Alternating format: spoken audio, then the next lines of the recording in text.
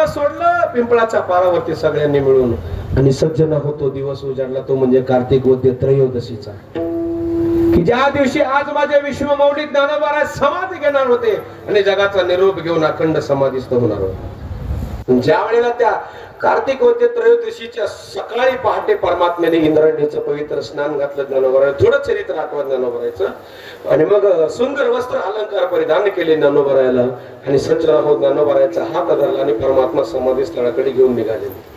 ज्या वेळेला ज्ञानोबारायला निघाले देव समाधी देण्याकरता सगळ्या समाजाला कळाला आणि सगळा समाज सामोरा आला आणि ज्ञानोबारायच्या विरामध्ये रडायला लागला, हंबरडा पडून टाऊ पडायला लागला. नामदेव महाराजांचं वर्णन त्या तीर्थावळीमध्ये आपण ऐका, कशा पद्धतीची अवस्था झाली होती नामदेवरायाची समाधीमध्ये.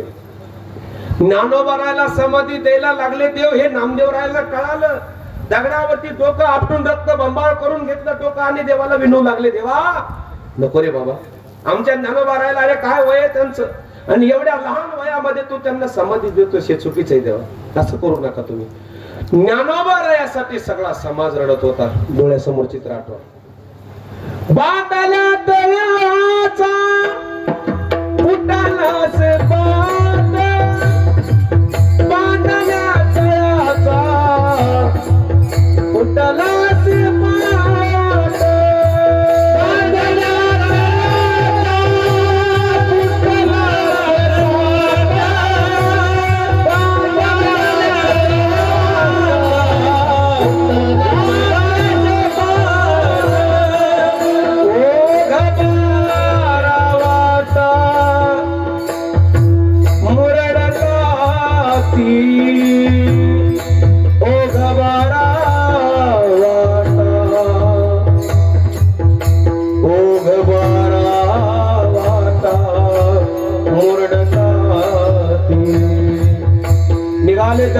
समाधी घेण्याकरता मायबाप चित्र डोळ्यासमोर आठवा. आळंदी क्षेत्रामधलं सगळा परिसराचा समाज आळंदीमध्ये ज्ञानोबारायला वाटा लावण्याकरता एकत्रित झालेला आहे. डबल कमी सगळा समाज ज्ञानोबारायला समाधी देण्याकरता एकत्रित झालेला आहे. एक हात पंढरीनाथाने धरलेला आहे, दुसरा हात निवृत्तीनाथ दादाने धरलेला आहे आणि निघाले ज्ञानोबा समाधी घेण्याकरता.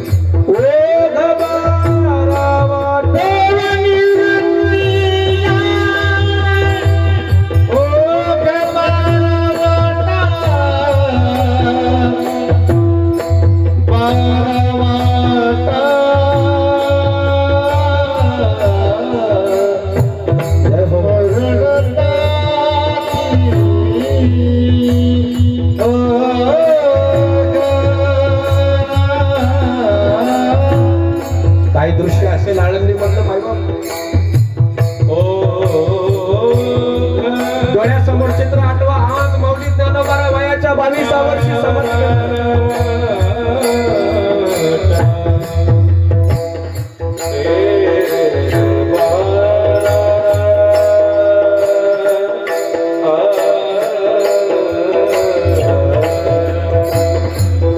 नामदेव महाराजांना मात्र ज्ञानोबारायचा विरसन होत नव्हता. सगळा समाज टाहो पडून ज्ञानोबारायसाठी हंबरडा पडून रडत होता.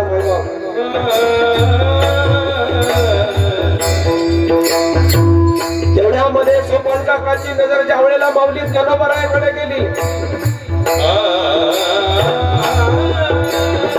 धावत पडत निघाले. ज्ञानोबारायच्या कमरेला जाऊन मिठी मारली आणि ओरडायला लागले, दादा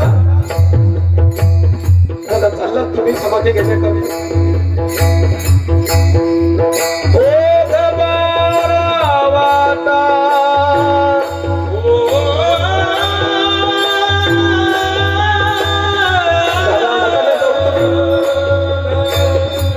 हात जोडून सोपान काका ज्ञानोबारायच्या गळ्यामध्ये मिठी मारून रडत होते. मायबाप चित्र डोळ्यासमोर आठवा. काय परिस्थिती असेल आळंदी नगरीमध्ये त्यावेळेला.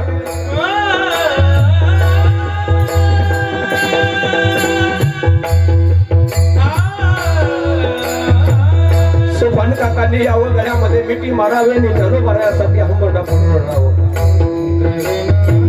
ज्या वेळेला त्या 5 वर्षाच्या चिमुक त्या मुक्ताबाईची नजर माझ्या माऊलीवरती पडते मायबाप. आणि ती चिमुकली मुक्ताबाई धावत पळत येते, कमरेला मिठी मारते आणि हंबरला पडून रडायला सुरुवात करते. दादा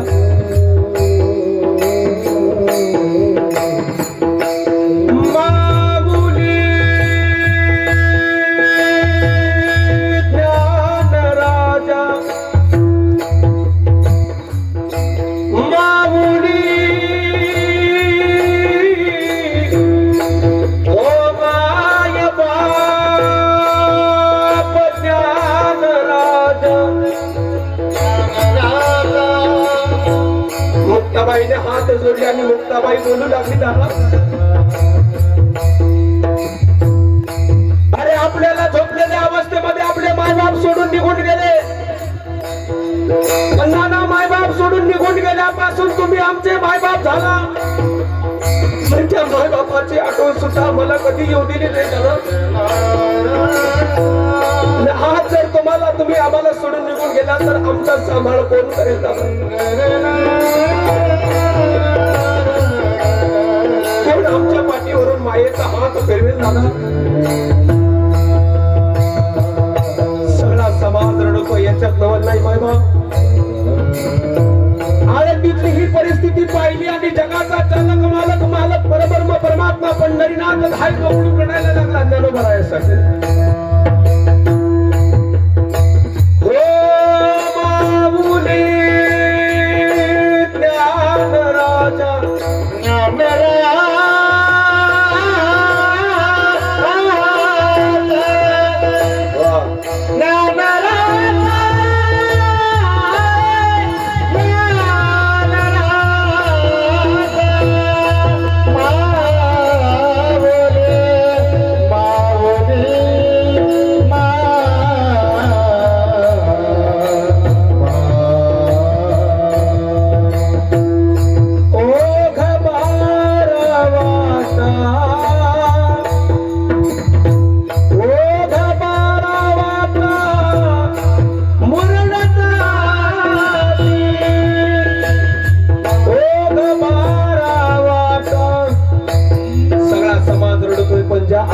लोकांनी ज्ञानोबा रायाला आळंदीमध्ये जीवनामध्ये कधी मधुकरी वागू दिली नाही. इंद्रायणी बाटेल म्हणून इंद्रायणी मध्ये स्नान करू दिलं नाही मायबा. अरे संन्यासाची मुलं म्हणून गावात राहू दिलं नाही. गावाच्या बाहेर हाकलून दिलं सुट्ट्या बेटामध्ये. ज्या वेळेला ज्ञानोबा राय निघाले त्यावेळेला ती सगळी लोक ज्ञानोबा रायाच्या पायावरती लोटांगण घालून रडू लागले.